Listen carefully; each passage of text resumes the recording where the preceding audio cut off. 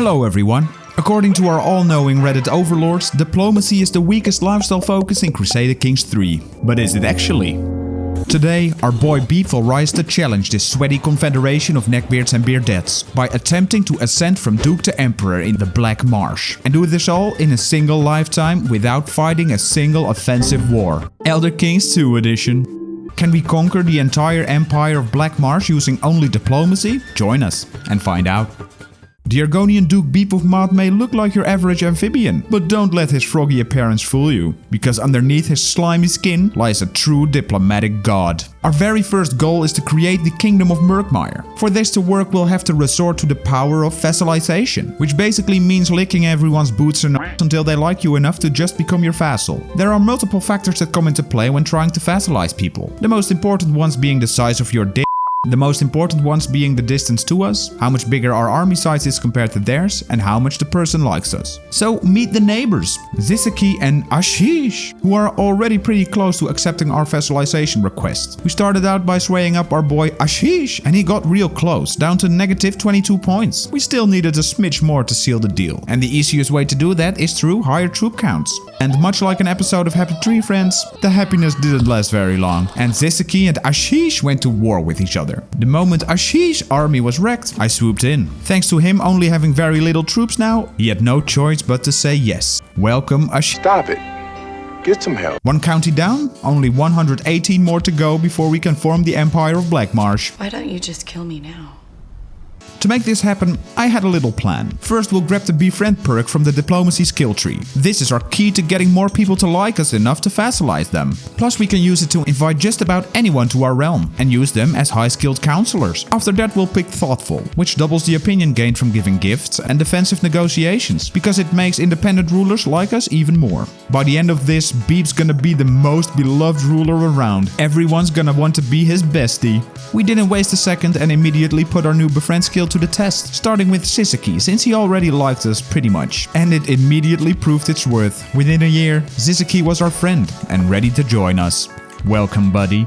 At this very moment, we hit our first brick wall. To create the Kingdom of Murkmire, we needed more than 50% of all the counties within, and we needed just one more. This was gonna be a great leap in our progress for multiple reasons. First off, because we can only vassalize ranks lower than ours, making us able to vassalize entire duchies by then. Secondly, becoming a king would cause every ruler inside the de jure kingdom to be much more likely to accept vassalization. However, nobody seemed to be willing to join us no matter whom we befriended. They wouldn't join Beep because his army size wasn't big enough, and our army couldn't grow because nobody wanted to join us. We were kinda stuck in some shitty vicious circle. And even though Beep was only in his 30s, time was starting to tick for him to be able to form an entire empire in his lifetime. Fortunately, after a long wait and fighting a random undead horde, we unlocked the True Ruler perk. This is the most important skill for our build since it increases vassalization acceptance by a solid 20 points. We clicked it and our southern neighbor instantly wanted to join. The rest of the small counties on the peninsula were all at war with each other, which made us unable to vassalize them. So I waited until the wars ended and asked them to vassalize, which they did without hesitation. And after picking the Ducal Conquest perk for lower title creation costs, we had enough money to actually create the Kingdom of Murkmire. However, I wasn't going to do this just yet, because Beep had a little trick up his sleeve that he needed to perform before he'd become king. We needed to become feudal, or in Elder Kings 2 terms, an autocracy. We cannot do that in a faith that has the Kuveste tenet, whatever that means. And you've guessed it, our faith has. Luckily, we'd saved up some piety to turn our once beloved faith into something, well, almost the same actually. And we turned it from hist into riz-hist. You get it? Because we riz everyone up? Okay, never mind. To become an autocracy, we need to complete an insanely long list of prerequisites that's literally going to take us hundreds of years and a brain aneurysm to complete. Or we just cheese the game. Since we can also just swear fealty to a neighboring kingdom. Let our new liege eagerly teach us the ways of autocracy, after which we can instantly ask for independence from our new liege. However, he didn't really like that. He didn't accept our demands and he started a war against us. What? He started it? It's not my fault that he doesn't want to grant us independence. Sadly, we were by far not strong enough to win this war. Were it not that I happen to be something of a diplomat and have a ton of friends willing to help me out. Thanks, bozo. Beep is now the proud king of Murkmire, which needs a more fitting name actually. My God, that's disgusting. I built without a single offensive war. All hail the mighty King Beep. Time to go get the rest of Blackmarsh. After becoming king, we immediately got a dynasty point and unlocked a foreign tree, since we will need every bit of foreign diplomacy we can get. And this moment is where diplomacy truly shows its true powers and things got a bit silly. Since we were now king of Murkmire, all the rulers within the realm were just standing out to join us, since we were now their legitimate ruler. Now we are a king, we can also let whole duchies join, even outside of our kingdom. And they gladly did. The process was simple. We check neighboring counties and duchies on how close their acceptance is, ask them to vassalize, and if they don't want to join, we use our Riz ability so that they become our friends and join us anyway. Rinse and repeat.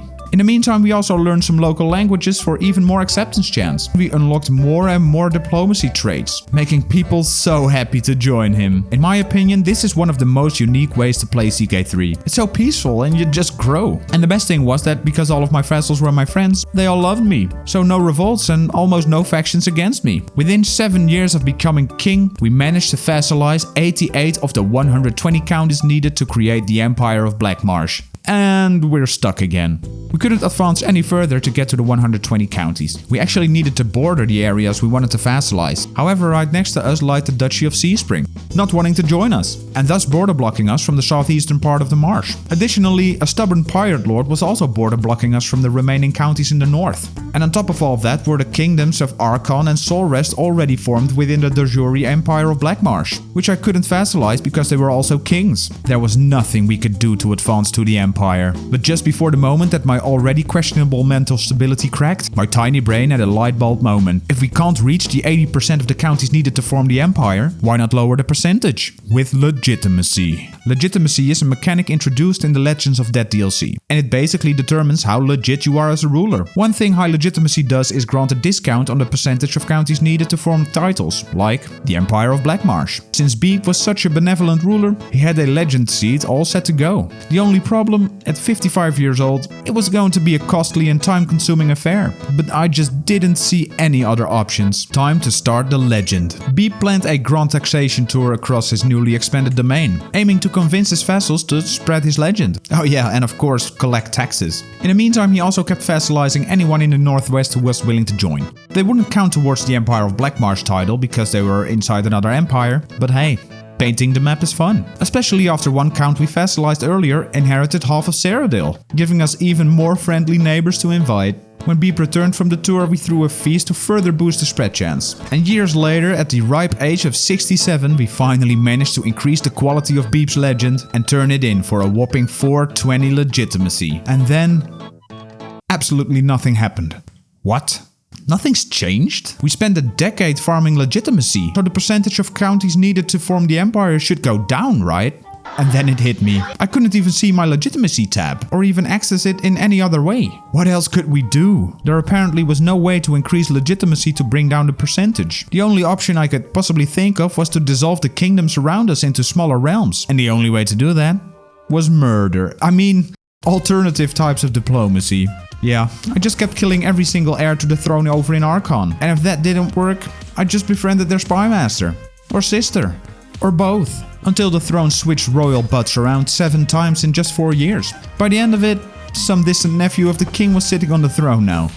And it didn't work at all. The kingdom of Archon was still going strong. I gotta admit, I was kinda desperate. At this point, Beep was already 80 years old. We'd specced him into the whole of body tree, which was gonna make him live longer, but at the age of 80, he was now a ticking time bomb. I was so close to giving up. Well, at least I'd have some more time to play real games then. Wait, what?